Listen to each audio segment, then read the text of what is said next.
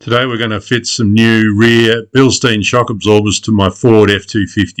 It's a 1996 old body style four-wheel drive with a crew cab.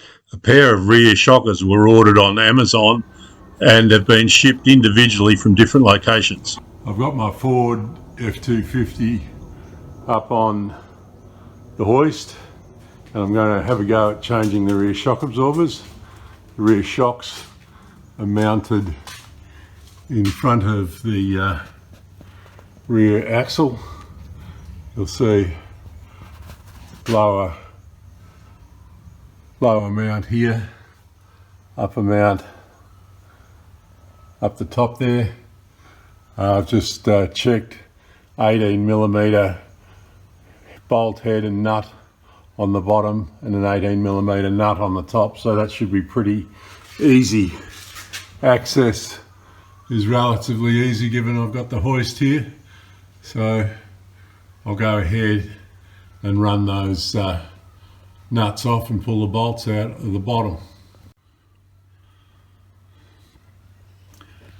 The bolt came out of here easily. There's still gas in this old shock and it expanded that much. I found that on the front shocks too, is there's still gas in them, but I think the Bilsteins have got a whole lot better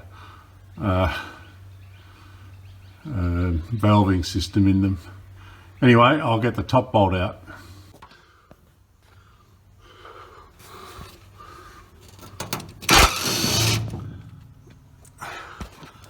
So that's come off no problem.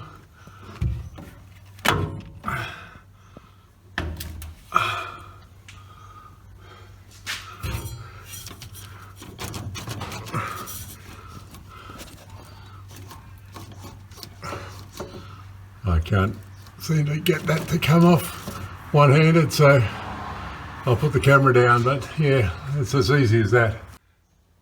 This is the right-hand side. That's the big 3-inch exhaust running through there, so it's in the way of the rattle gun, but with the extension, I think I can get the rattle gun up on this side and get it clear. There's actually a reasonable amount of space behind there, so I'll lift the gun up and see whether I can get it in there and buzz that nut off. I know I'm being lazy, I could just put a ratchet spanner on there, but let's have a go. Yeah, that's the rattle gun on that bolt. I've got to put my light down, but the light wasn't doing a lot, so I should be able to operate the rattle gun with my other hand while I'm holding the phone. Too easy. So bringing that down. So that's the nut off the top of the shock. They don't just fall off. They need quite a wiggle, and that's the one thing I needed to do with two hands, I think, so let me stop and get that off. These are the shocks I'm taking off. They've been on there for about 200k. They're KYB gas adjust shockers. I was always a little bit skeptical about how well these operated. I certainly feel that the replacement ones on the front, the Bilsteins that I've replaced them with on the front, are certainly supporting the front axle a whole lot better. These have both still got gas over the hydraulic fluid. They both extended 4 or 5 inches when I released them from the truck, but and so you're working against that gas pressure to compress them. But what really counts is the valving inside the cylinder as to how well that has, and that involves rubber seals and things. And that's probably what wears out over time with shocks like this. Although the gas is still there, the actual resistance they offer to the movement may well have decayed significantly over the 200 k's have been on the vehicle. So I've got new Bilsteins to put on. I've in fact got one of them here at this very minute and another one due in the post in a couple of hours time. So I thought I'd start this project with just one Bilstein shock and get the other one on. Given these have taken about 10 minutes to remove, it should only take 10 minutes to fit the new ones, and I'll have the vehicle back on the road. So fitting the new Bilstein's just a reverse operation. I've got that nut started. I was having trouble getting the rubber to push fully over the stud, but I reckon the nut will wind it on. So I'll give it a buzz.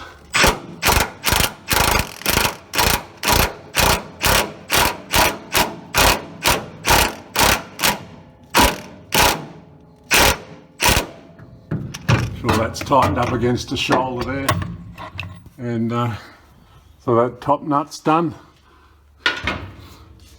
This shock has come with a strap around it. I need to shorten the shock up to fit this lower mount in. Not exactly sure how I'm going to do that. It looks like I might be able to just pull on that strap and it'll shorten it, and I'll use that to get it the right length so I can slip the bolt through.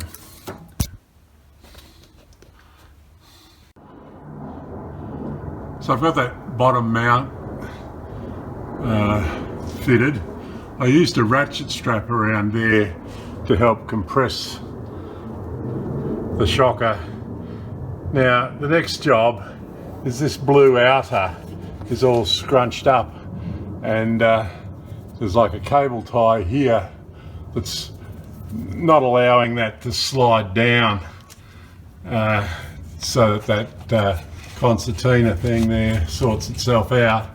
So I'm going to cut that cable tie, move this down and apply another cable tie to finish off this side.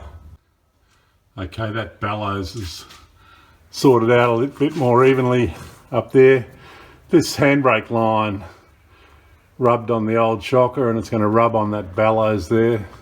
Be interesting whether it just eventually tears a hole in it. I may be able to tie it better if I tie it to that other handbrake line. You won't have the handbrake lines on this side on a yank truck. It's just that the handbrake's been moved to the right hand driver's side of this Australian truck, and yeah, I think if I put a cable tie there where I'm pinching it, that might help keep those handbrake lines off that shocker.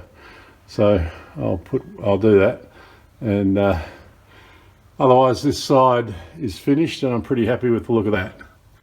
That's the right hand rear shock fitted. I'm pretty happy with how that's came out. So just waiting for the left hand rear one to arrive in the post. Still hasn't got here, but in anticipation I think I'll have it fitted in about 15 minutes when it does arrive.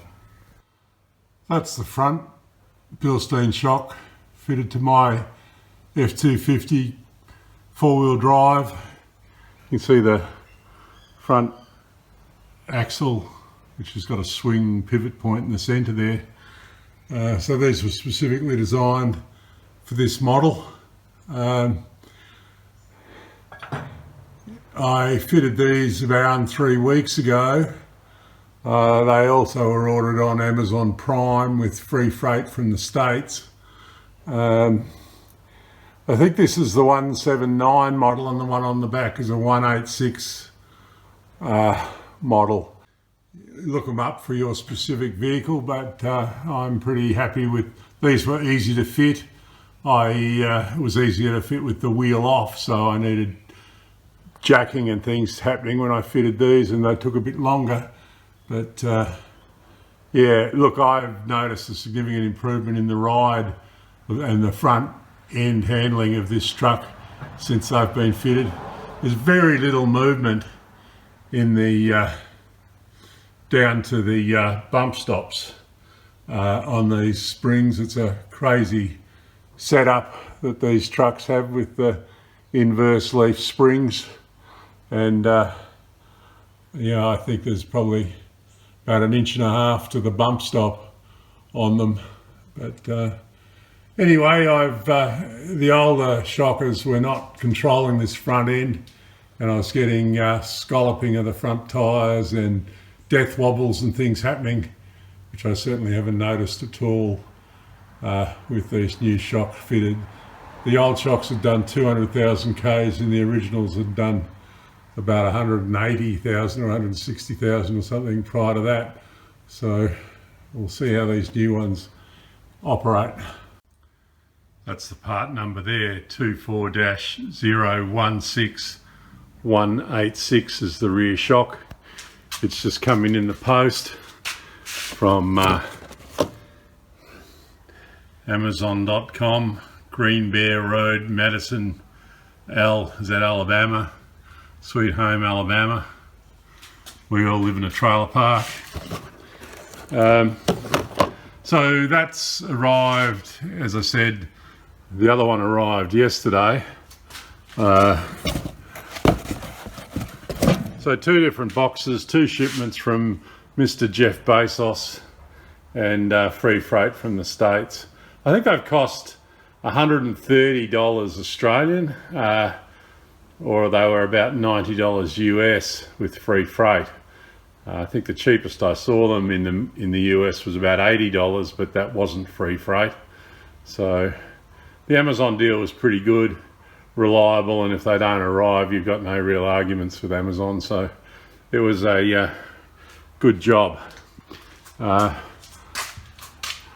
The gear arrived less than an hour ago. I took 15 minutes to fit the shocker on the left-hand side. I put the ratchet strap on it before I fitted it to the truck this time, so I had it approximately the right length, compressed with the ratchet strap. You learn something from doing one on the other side, and it was all quite quick. So, as I said before, pleased with the result. There's the code for the front shocks, 24016-179, and there's the code for the rear shocks. As I said, these ones arrived about 2 weeks ago, so I'll put the old ones in there. I don't know what I'll do with those, probably end up pitching them out. Rarely jobs go as smoothly as that. Get out to your shed and have some fun.